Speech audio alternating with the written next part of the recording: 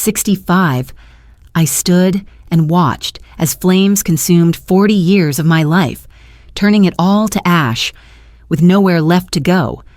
I turned to my only hope, my son. But he rejected me inside the very home I had sacrificed my future and my entire retirement savings to buy for him. Cast out onto the street like a stranger, I was left with one last choice, a call to a ghost from my past, my first love from 40 years ago, and his answer would prove that sometimes destiny is forged in the ashes.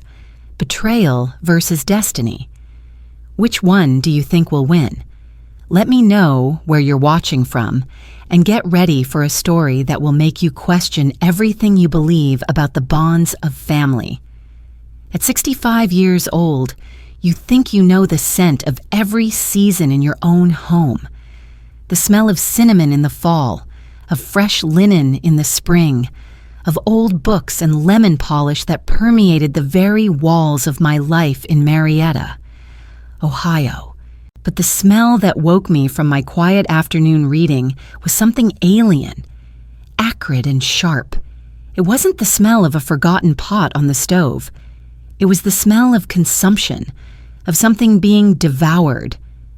I put my book down, my heart giving a little flutter of unease. The old house, built in the late 1800s, had its quirks. Faulty wiring, John, my late husband, had always meant to replace, a furnace that groaned like a dying beast. Probably just the furnace acting up again, I mumbled to myself, walking out of the kitchen. But when I pushed open the door to the living room, a wall of thick, gray smoke slammed into me. It was a living thing, choking, blinding, stealing the air from my lungs. For a moment that stretched into a lifetime, I was paralyzed. Flames, orange and terrifyingly alive, were already climbing the floral curtains John and I had picked out 3 decades ago. They licked at the walls with a ferocious speed, a hungry predator that had been let loose in my sanctuary. The smoke detector, which I hadn't tested in months, remained silent. A simple, careless oversight that was about to cost me everything. Panic, cold and sharp, finally broke through my shock. I scrambled back, fumbling in my purse on the kitchen table for my phone. My hands trembled so violently I could barely unlock the screen. Smoke poured in from under the door, filling the kitchen with a suffocating haze. The sound of shattering glass from the living room was the final, terrible gunshot that spurred me into action. There was no time to save anything, no time to even think. My only instinct was to live. I clutched my purse, the one thing I had grabbed, and bolted for the back door, the one leading to the garden, as I wrenched it open and stumbled out into the clean, crisp October air. I cast one last, desperate look back inside. Through the swirling smoke, I saw it, the portrait of John that hung over the fireplace. His kind, smiling eyes, the ones that had been my anchor for 37 years, were beginning to blacken and distort in the oppressive heat. Then, the smoke swallowed him whole. That was the last image I had of my home, the last image I had of him. I stood on the damp grass, gasping, coughing, as my neighbors started to scream. The home where I had raised a son, mourned a husband, and lived a life was being erased from the earth, and all I could do was watch it burn. Time became a blur of flashing lights and the distant wail of sirens. My neighbor, Mrs. Gable, wrapped a thick wool blanket around my shoulders, her touch firm and grounding. I watched the firefighters, silhouetted against the roaring inferno, moving with a grim purpose. They weren't trying to save my house anymore. They were just trying to keep it from consuming the rest of the block. Each spray of water sent plumes of acrid steam into the night sky, carrying with them the ghosts of 40 years of my life. When the chaos began to subside, a young man in a red vest approached me. He had kind eyes and a face that still held the softness of youth. "Ma'am, my name is Ben Carter. I'm with the Red Cross," he said gently. "Can I get you some water? We have a temporary shelter set up at the community hall." I shook my head, unable to form words. A shelter. A gymnasium full of strangers. The thought made the pit in my stomach clench even tighter. "Do you have any family nearby we can call?" Ben asked, his voice full of practiced compassion. The question hung in the cold air. Family. I had one person. One son. "My son," I finally managed to say, my voice raspy from the smoke.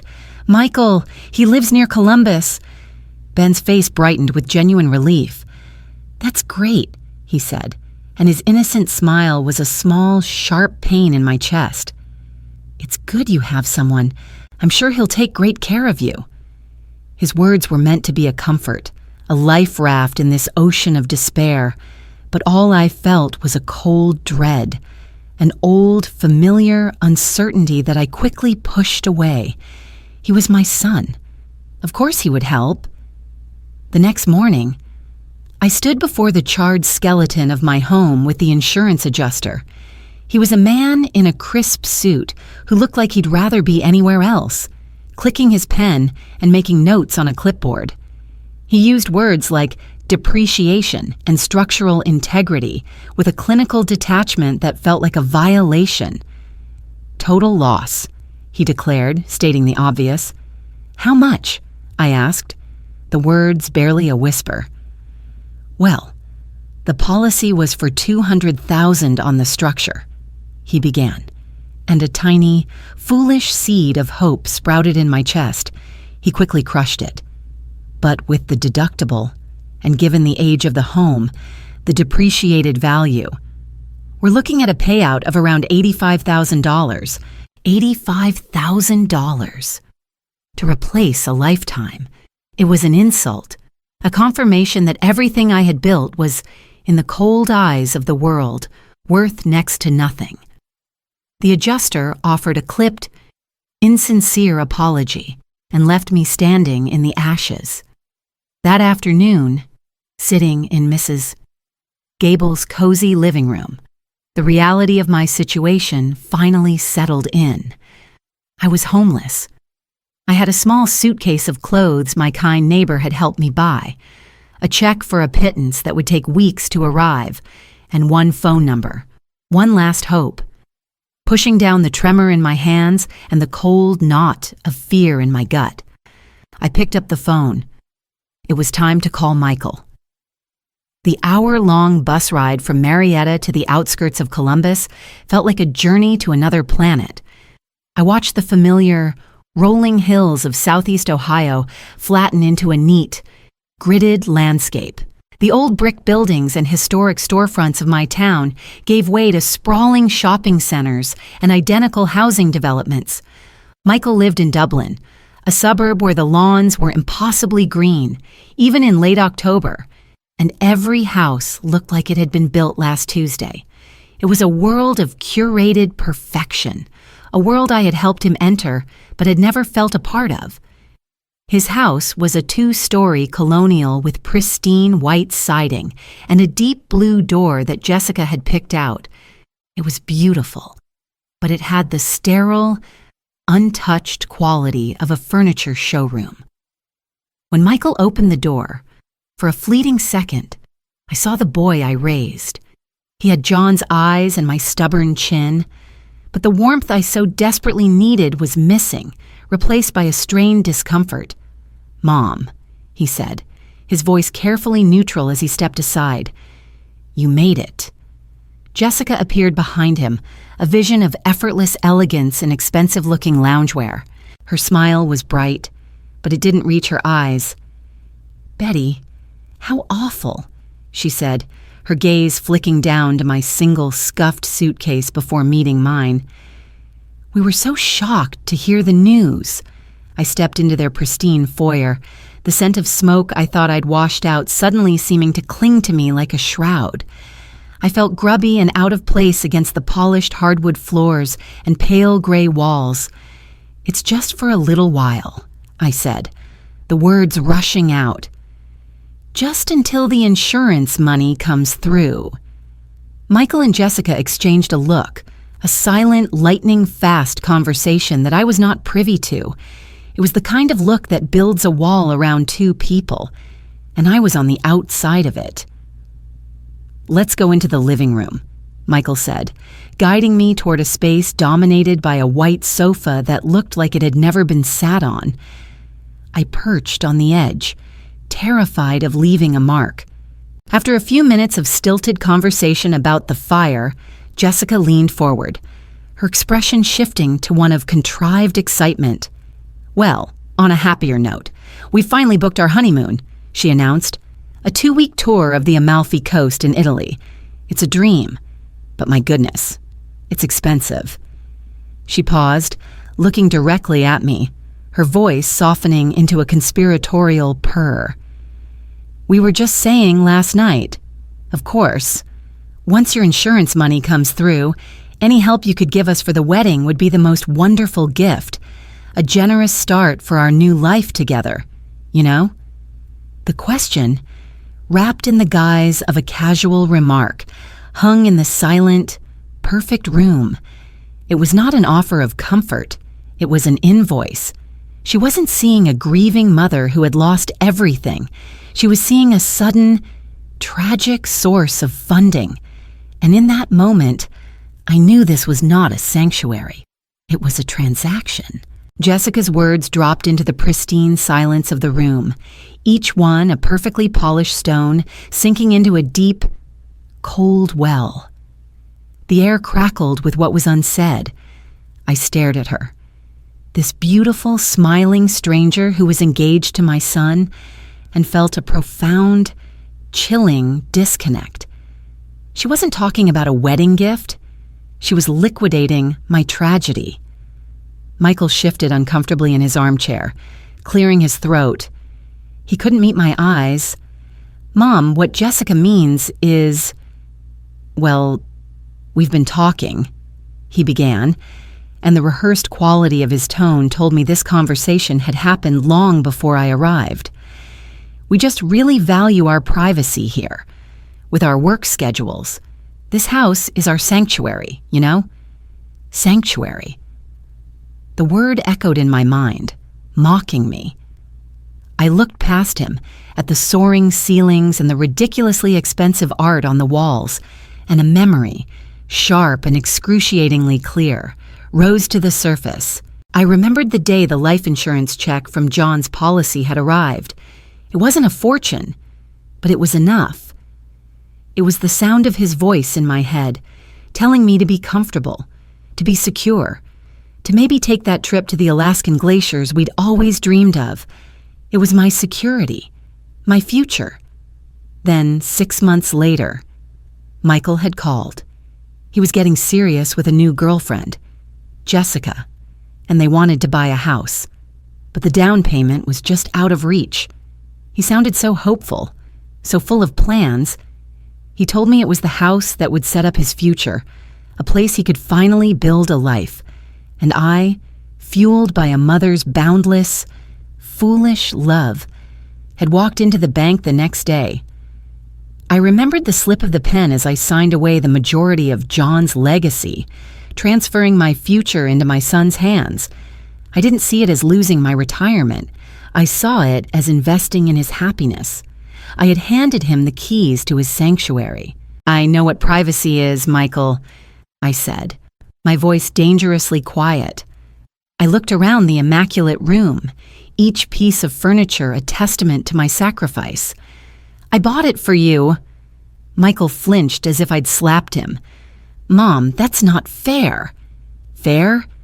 The word tasted like ash in my mouth. "Let me tell you what isn't fair. Michael, it isn't fair that I am wearing shoes bought by my 78-year-old neighbor because my own son, living in a house his dead father paid for, thinks I would be an inconvenience. It was a gift. Betty. Jessica cut in, her voice losing its silky edge and gaining a flinty hardness. "A gift you gave freely. No one is responsible for your situation now." Her cruelty was a strange sort of mercy. It severed the last threadbare cord of hope I had been clinging to. There was no misunderstanding here. This was not a failure to communicate. This was a deliberate, calculated choice. They had weighed my desperation against their comfort, and my desperation was found wanting. I stood up slowly, my bones aching with a weariness that had nothing to do with age. I looked at my son, truly looked at him, and saw a stranger. The boy who cried when he scraped his knee. The young man I'd held through his divorce. He was gone. In his place was this man who measured love in square footage and saw his own mother as a liability. "You're right, Jessica," I said, my voice steady now, clear as a bell in the silent room. It was a gift. Everything a mother does is a gift. And now, I have one more for you. I picked up my cheap suitcase, the handle cool against my trembling fingers. I walked to the deep blue door they were so proud of. Michael stood up, his face a mask of conflict and shame. "Mom, don't be like this. Where will you go?" I paused with my hand on the doorknob and looked back at him one last time. "I don't know," I said honestly, "but I know I will be more welcome wherever I end up than I am here." I walked out of the house I had bought and closed the door softly behind me, leaving them alone in their perfect, silent, gilded cage. The motel I found was on the grimy edge of town, a place called the Roadside Rest, where the neon sign flickered like a dying heartbeat. My room smelled of stale cigarette smoke and bleach.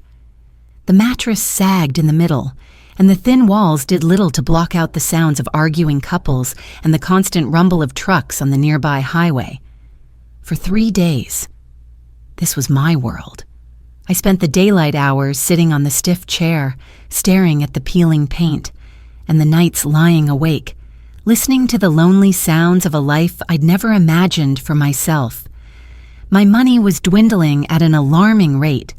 Each meal was a negotiation with my pride, a lukewarm cup of coffee from the lobby, a dry pastry from a gas station.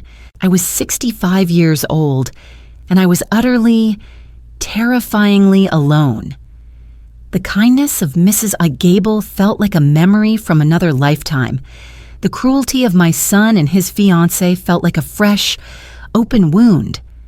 On the 4th morning, I was rummaging through my purse, counting the last of my wrinkled dollar bills, when my fingers brushed against a piece of cardstock, worn soft as flannel from the passage of time. I pulled it out. The card was yellowed with age. The blue ink of the name faded but still legible.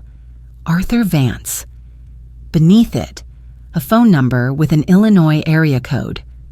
On the back, in my own youthful, looping script, were 2 words. He promised. Seeing his name was like opening a door to a room I had sealed shut 40 years ago. Suddenly, I wasn't in a dingy motel room. I was 25 again, sitting on the hood of a Ford pickup truck with a young man whose eyes held all the fire and ambition in the world, Arthur Vance. He was 26, with thick, dark hair that fell over his brow and a laugh that could make you believe anything was possible. He was going to build cities, he'd told me, his voice ringing with the certainty of youth. I remembered the night he left for a big construction project in Chicago, the one that was supposed to be his big break. He'd pressed this very card into my hand. "This is for my future office," he'd said, his hand covering mine. "I'm going to make something of myself, Betty, and then I'm coming back for you. I promise." But life has a way of eroding the grandest of promises. His letters came. Then they trickled. Then they stopped. 6 months later, I met John, A man who was steady and kind and promised not the world, but a life, a safe life. I'd said yes, but I never threw the card away.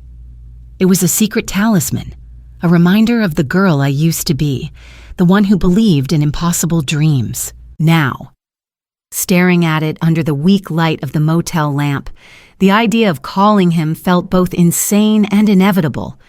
The rational part of my brain screamed at me, "What are you doing? He's a captain of industry now. He won't remember you. And even if he does, what will you say? Hello, Arthur, remember me? I'm homeless and my son kicked me out. Can you help?" The shame was a physical weight, pressing down on my chest. But then I looked around the miserable room, at the single suitcase containing my entire life. I thought of another night on that lumpy mattress, another day of feeling invisible, desperation. I discovered is a powerful antidote to pride. My hand trembled as I picked up my phone. My heart hammered against my ribs. He wouldn't answer. The number was surely disconnected. But what if it wasn't? What if, after 40 years, he picked up? Taking a deep, ragged breath, I began to dial. The phone rang once. A shrill sound in the quiet room that made my whole body jolt. It rang a second time. I was about to hang up, convinced this was a terrible mistake, when the ringing stopped. A voice, deeper now, molded by 40 years of command and responsibility, but unmistakably, his answered, "Arthur Vance." My own name caught in my throat. My mouth was dry. "Arthur," I whispered. It's Betty.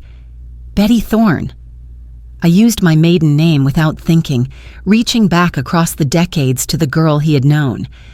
There was a silence on the other end of the line, a pause so profound I thought the call had dropped. I could hear my own ragged breathing. Then, he spoke my name, not as a question, but as a revelation. Betty. The words tumbled out of me then, a torrent of shame and explanation. "I'm so sorry to call like this. I know it's been forever, and you shouldn't have to deal with this. But my house, there was a fire, and my son—" "Where are you?" he interrupted, his voice cutting through my rambling with a sharp edge of authority and concern. There was no confusion, no hesitation, just an immediate need to know. "I'm at a motel, the roadside rest, just outside Columbus. But Arthur, you don't have to. Stay right there," he commanded, and I could hear the sound of a chair scraping back, of keys jingling in the background. "Don't move. I'm coming to get you. But it's a long drive. Hours. I don't care if it's a flight to the moon. Betty, I'm on my way." And then he was gone. The hour that followed was the longest of my life. I was suspended in a state of sheer disbelief. I paced the small room, catching my reflection in the cracked mirror over the dresser. I saw a tired, frightened woman with wrinkled clothes and fear in her eyes. This wasn't the vibrant, hopeful girl he had promised to come back for. What would he think when he saw me?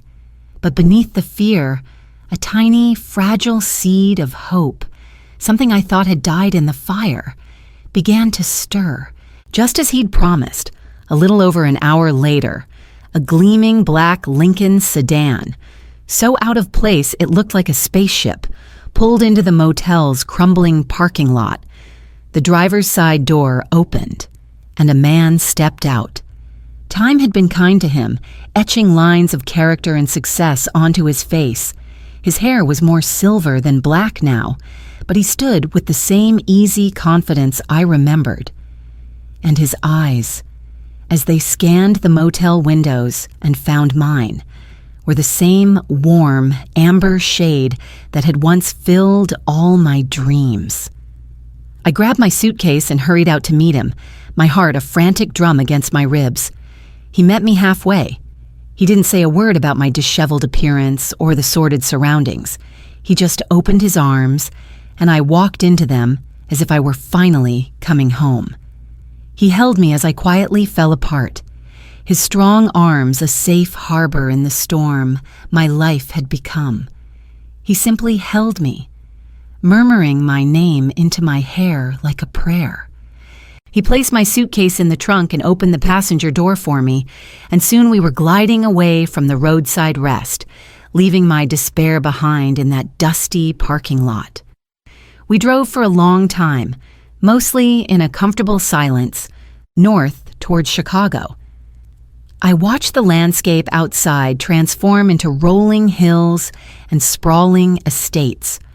We eventually turned into a long, private drive, ending before a magnificent stone house that looked both elegant and welcoming. It was a fortress of peace and success. I stared at it, speechless.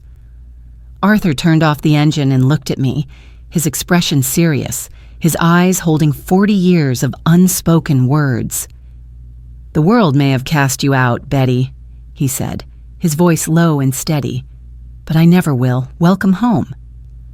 Living in Arthur's house was like stepping into a different reality.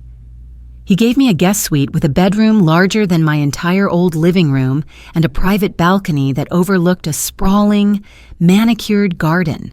For the first few days, I felt like a ghost haunting a beautiful museum. I was terrified of leaving a mark, of taking up too much space. I tiptoed on the gleaming hardwood floors and washed my coffee cup the second I finished, placing it back in the exact same spot in the cupboard. I was a guest, a charity case, and the shame of my situation was a constant, heavy cloak. But Arthur was a patient man. He seemed to understand the fragility of my spirit without me having to say a word. He never pushed. He simply created space for me to exist. He'd make 2 cups of coffee in the morning and wordlessly place one on the small table on the back porch, a silent invitation to join him as he read the morning paper. He'd ask my opinion on the orchids in his greenhouse, listening with sincere interest as I talked about the simple daisies I used to grow, slowly, carefully. We began to bridge the 40-year gap between us, not with grand gestures, but with stories. The evenings became our time. We'd sit by the massive stone fireplace, the gentle crackle of the fire a soft soundtrack to our shared histories. I told him about John, about our steady, comfortable life. It was a good marriage, I explained, built on loyalty and quiet companionship. It was safe. But I admitted that after John passed, a deep loneliness had set in, a feeling that I was only half a person, defined more by who I had lost than by who I was. He told me about his life, too. He spoke of the relentless ambition that drove him to build his empire from the ground up. He described the long hours, the risks, the loneliness of being at the top. He talked of the women he had dated, smart, beautiful, successful women, but how every relationship felt hollow, as if he were trying to fit a puzzle piece into a space it was never meant for. Something was always missing, he said, his gaze fixed on the flames. I just didn't let myself admit who it was for a very long time. One evening, tired of the catered meals his housekeeper would sometimes leave, I found my way into his magnificent kitchen. I made a simple chicken pot pie from scratch, using a recipe my grandmother had taught me. When I served it to him, he took one bite, closed his eyes, and let out a sigh of such profound satisfaction that it brought tears to my own. "Betty," he said, his voice thick with emotion, "I haven't had a real, home-cooked meal in 20 years. In that moment, something inside me shifted. He wasn't just being kind. He wasn't pitying me. He truly saw me. And he appreciated the simple thing I had to offer. That night, as I lay in the comfortable, quiet darkness of my room, I realized that the constant gnawing anxiety that had been my companion for months was gone. For the first time since the fire, I felt safe.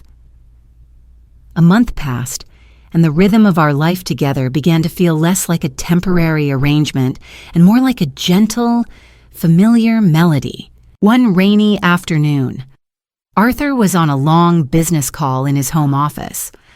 I was looking for a book on the shelves that lined the room when my eyes were drawn to a framed document hanging in a quiet corner, partially obscured by a large fern.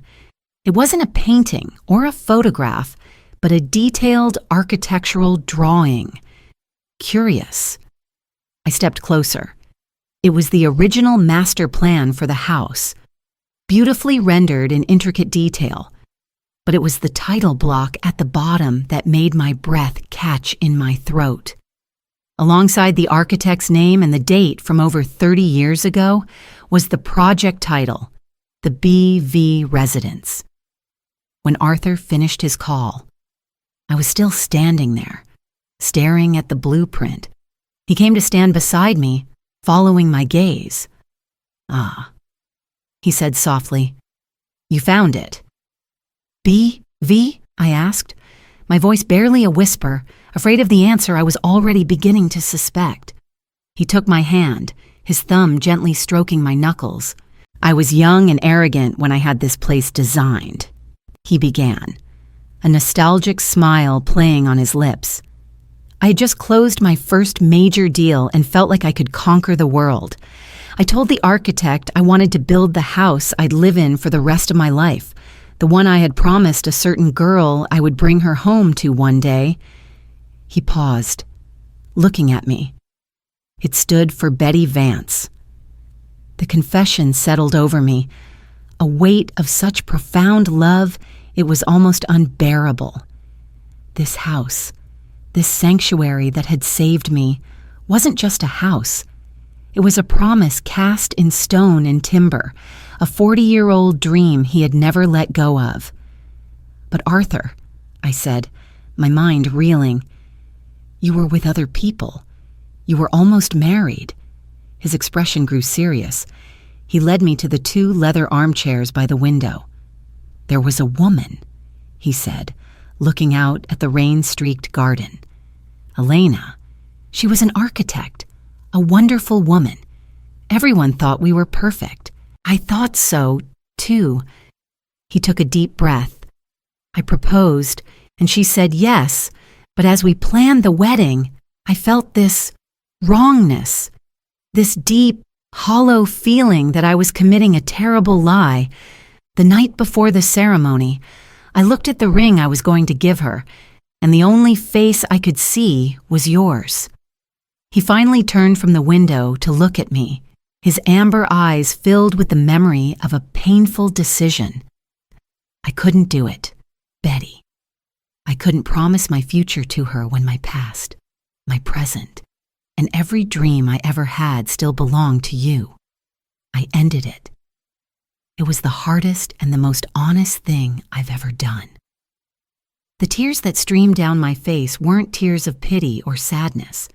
They were tears of a deep, soul-shaking recognition. All my life, I had felt like a supporting character, a wife, a mother, a widow. But to this man, I had always been the main story. He hadn't just waited. He had actively kept a space for me in his world, a space so real he gave it a foundation and a roof. "I built this house for you, Betty," he said, his voice thick with 40 years of unspoken emotion. "It's only ever been waiting for you. Please, say you'll stay." I looked at this incredible man, and for the first time, I didn't feel like the survivor of a fire. I felt like the fire itself, reborn, bright, and finally, truly home. "I'm not going anywhere," I promised, and I knew I never would. 2 months flew by in a blur of quiet happiness. Life with Arthur was a revelation. I had forgotten what it felt like to be cherished, to have my opinions valued, to wake up every morning feeling not like a remnant of a past life, but like a woman with a future. We were in the garden one crisp Saturday afternoon, deciding where to plant tulip bulbs for the spring, when the housekeeper approached us. "Ma'am," she said to me, her expression hesitant, "there's a young man at the door, a Mr. Michael. He says he's your son." The name, once the center of my world, now felt distant, like a name from a book I'd read long ago. I felt Arthur's hand gently squeeze mine. I took a breath, not of fear or anxiety, but of resolve. "Thank you. Maria, I'll be right there." Michael was standing awkwardly in the grand foyer, looking small and out of place beneath the high ceilings and the grand chandelier. He was dressed in an expensive suit, but his eyes darted around the room, cataloging the wealth with a look of undisguised awe and something that looked a lot like regret. This was not the visit of a penitent son. It was the visit of a man who had just realized he'd thrown away a winning lottery ticket. "Mom," he began, his voice strained, "I've been so worried. I was wrong. What I did, was a terrible mistake. Family should be together." Arthur had followed me in and now stood quietly by my side, a silent, steady presence that gave me immeasurable strength. I looked at my son, and for the first time, I saw him clearly, without the softening filter of a mother's love. I saw the weakness, the opportunism. "Were you worried when I was sleeping in a motel that smelled of despair, Michael?" I asked, my voice calm and even. "Or did the worry only start when you heard I wasn't homeless anymore?" He had the grace to flush with shame. "It's not like that. We were under pressure. Jessica was assessing my value," I finished for him, the truth of it making me feel strangely free. "And so were you.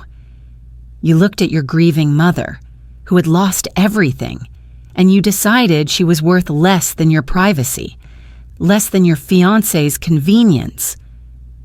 I stepped a little closer, and he instinctively took a step back. "I want to make it right," he pleaded, his voice cracking. "Let me be your son again." And the request was so absurd, so profoundly selfish, that all I felt was a deep, quiet sadness. "You will always be my son. Michael," I said, and it was the truth. That is a fact of biology that neither of us can change, but access to my life, to my home, to my heart, that is not a right, it is a privilege. And you gave it up. He stared at me, speechless, finally understanding that the currency he dealt in, guilt, obligation, belated apologies, had no value here. "I forgive you," I said, and the words felt true as I spoke them. "I forgive you because holding on to that bitterness only poisons me. But forgiveness and reconciliation are two different things." I looked at Arthur, who gave me a small, supportive nod. "This is my life now, this is my peace, and I will not allow you to disturb it. Goodbye, Michael." He stood there for a long moment, a ghost in a home that could have been his inheritance, before he finally turned and walked out the door, closing it softly behind him. As the lock clicked shut, a final, definitive sound, I didn't feel triumph. I just felt peace. The war was finally over. We were married 3 weeks later, on a crisp November morning when the autumn leaves were the color of fire and gold. There was no grand ceremony, no crowd of strangers. We stood in the backyard, under the ancient oak tree whose branches had witnessed a century of seasons, and pledged our lives to each other. Our only witnesses were Maria, our kind housekeeper who cried silent, happy tears, and Marcus, Arthur's business partner and best friend of 30 years. I wore a simple dress of deep sapphire blue, and Arthur held my hands, his own strong and warm, promising to be my partner, my friend, and my home for all the days we had left. I had invited Michael. A part of me, the mother in me, felt it was the right thing to do. He came, standing alone at the edge of the small gathering, a solitary figure in a well-tailored suit. He watched the ceremony with an unreadable expression. As Arthur and I exchanged our vows, I glanced over at my son. I no longer felt anger or bitterness, only a profound and aching pity. He was an outsider looking in at a world of warmth and genuine love he had chosen to step away from. When it was over, he offered a brief, stilted congratulations to Arthur and a quiet, "Be happy, Mom," to me before leaving as quietly as he had arrived. This morning, I woke up to the smell of coffee and the soft sunlight streaming through our bedroom window. At 66, I am happier than I ever believed was possible. Arthur was sitting on the porch, reading his paper, and he smiled at me as I joined him, a simple, everyday smile that felt more precious than all the jewels in the world. I often think about the fire. It was the great, terrible ending of the life I knew. It took my home, my memories, the tangible proof of my past. But now, I see it for what else it was, a purification. It was a brutal, cleansing fire that burned away a life built on quiet obligation and unreciprocated sacrifice. It stripped me of everything I thought I needed, leaving behind only the essential truth of who I was.